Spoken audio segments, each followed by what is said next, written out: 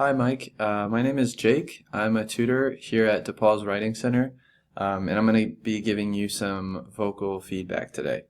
So, I've read through the paper and I've also looked through what you requested I provide specific feedback on. So, I tried to pay attention to the general grammar, so things like spelling and punctuation, as well as the flow and making sure that everything makes logical sense. So we'll go over to the paper now. Um, so you'll see that I have certain things highlighted. So basically the yellow pertains to grammar related issues, and then the green is going to be things that address the assignment prompt.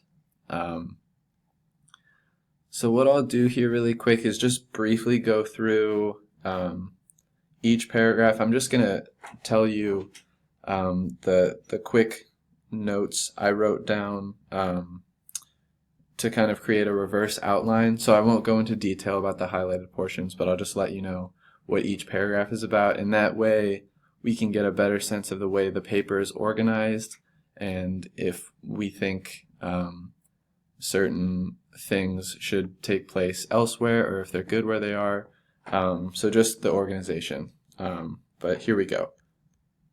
Okay, so in the intro paragraph, you ask a question at the end that kind of seems to give us a sense of what the whole paper is going to be about. So let's keep that question in mind as we move along, and I'll kind of address that later because there's something I do want to mention about that. Okay, so and then in paragraph 2 we talk about your upbringing in DC, and you give us a brief description of the population. And then in the third paragraph we talk about just how you were not taught to treat people a certain way and some of the history that you learned in school. And then in paragraph 4, you mention your dislike of the white people in your neighborhood, and also the impact that skateboarding had on your experience with race and ethnicity. In paragraph 5, we briefly mention equal respect and that you don't claim to know something that you don't about, being a minority. And then in paragraph 6, you discuss what being white means to you. And I'll get more into this later, but I did think this paragraph is fairly long and could most likely be split up into 2 different paragraphs. Then in paragraph 7, we start to get into your history, like growing up, and also what you think about where you should be in life and everything. And then in the next paragraph, paragraph 8, we kind of really get into more of your concrete opinions about, you say being an accessory to a system that treats white people differently than everyone else. So here I feel like we're really getting into your opinions. And then in the final paragraph, so in the conclusion, I feel like you do an effective job of summing up most of the paper. I still wonder why we haven't directly answered that question that you ask in the introduction paragraph. So that's something we can talk about after I go through each of these highlighted portions now. So we can move on to that. Okay, so we can go through all of the grammar right now. So I'll just kind of point out the highlighted portion and I'll just say my reasoning and we'll just move on to each one. So I think this phrase, and I'm Romanian, after all of these items separated by commas is a little awkward the way that it's phrased. So I think it might be better to just say something like U.S. citizen, college educated, comma, and Romanian. I think that'll help promote some more of that flow that you wanted to work on. And then next, this was a little confusing for me. I know what you're trying to say, that when you were growing up in Washington, D.C., it was like the populations were similar in St. Louis or Cleveland. And maybe just to resolve this, add the time period you're mentioning. So like DC was like St. Louis or Cleveland when, during what time, so that we have a better sense of what that similarity is. This was a kind of a minor revision. I'm kind of suggesting the much more. I think we don't really need to say this here, just because it leaves the reader wondering, well, what else, So I think maybe just ending with and summer camps, period, might be a little more effective. So moving on here. So this DCPS, which I'm assuming probably stands for DC Public Schools, but because I don't know that, I think it's important that you spell out each word, so that the reader has a better sense of what that is. If you type out each word one time, then you can use the acronym following that, but until we see that, it's a bit problematic to use just the acronym.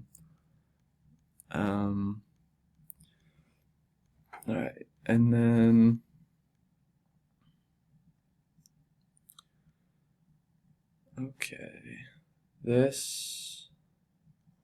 I'm sorry, this should be green because this was regarding your prompt, so I'll make that green. We'll move on. Okay, and then so this is in the final paragraph, and the issue I found with this sentence was just that it's a little too long, and it can be confusing, when you have to read through such a long sentence and you kind of lose the point you're trying to make. So even right here, we can make this a period. I have been an active accessory to a system that oppresses those I love and grew up with. Even though I grew up around Black and Latino peers, I do not know what their American experience is. And I think we could end there too. And then we say, I end my day in $1 million home, and I know my criticisms of white peers' comments displays some underlying ignorance to the greater.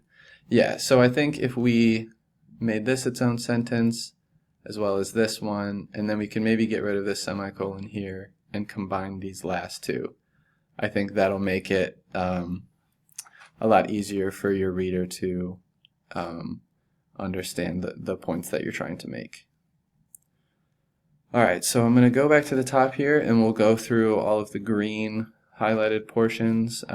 So again, these are going to be things that we're referencing the prompt.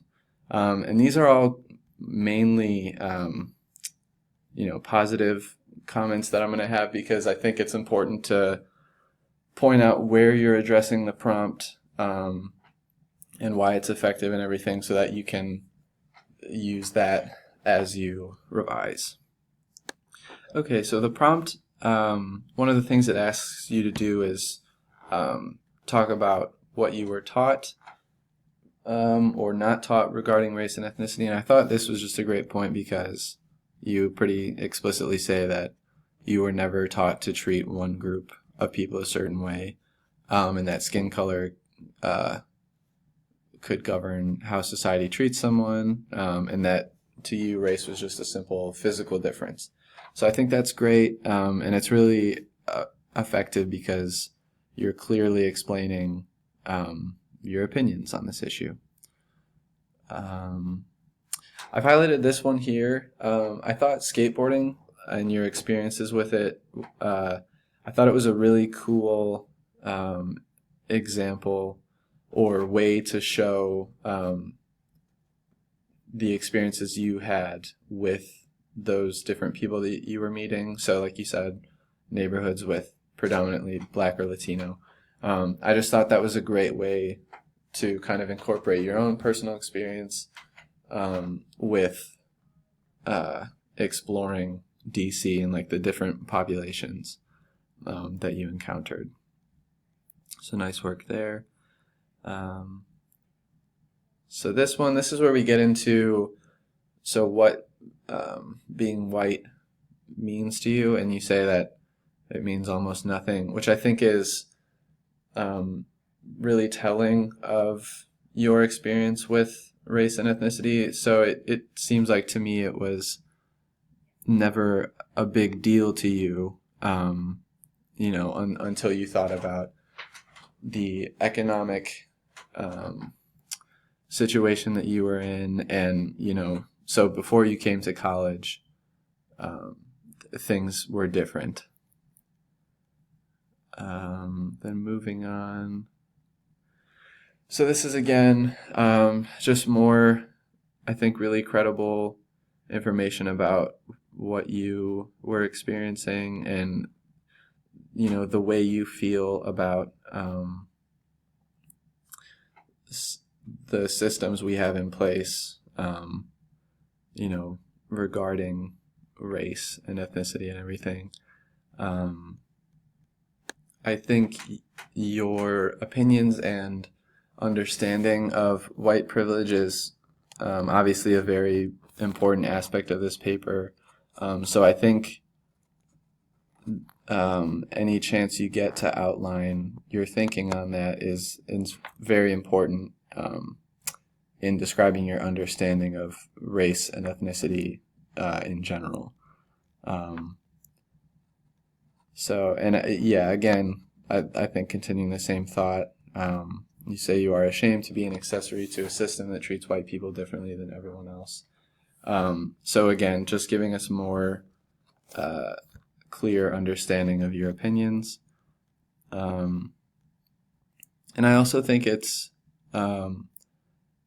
important that you're being honest and everything, and I think you are here when you say that you're not sure where you stand in this discussion of privilege and race, and being confused and frustrated about being what white means is definitely, I think, a very valid thought, and I think that if you can clearly outline that in this paper, I think you'll be addressing the prompt very well. So to quickly sum up my thoughts, I just want to say that in general, I thought there were very few grammatical issues. I mean, other than the ones I highlighted, I think if you read through out loud, you'll be able to pick up on anything I missed. And it's also just a good strategy to revise and make sure that you're not missing anything or that nothing sounds awkward. Regarding the prompt, I thought you addressed it very well. You definitely give us a sense of your opinions on race and ethnicity, and that you're even confused and frustrated about what being white means and everything. So that being said, I think the main thing to look at for this draft is the organization, and as well as answering that question in your thesis statement, kind of. So I think it's important that looking at that reverse outline, that you go through and make sure that you're saying everything in the order you want to be saying. So those instances where you talk about your background and your upbringing, those should all come before you mention your thoughts on the subject now. I would say, just personally, I think it makes sense to work chronologically and lay all your thoughts out that way. So that would be one of my main suggestions. But yeah, otherwise, thank you for uh,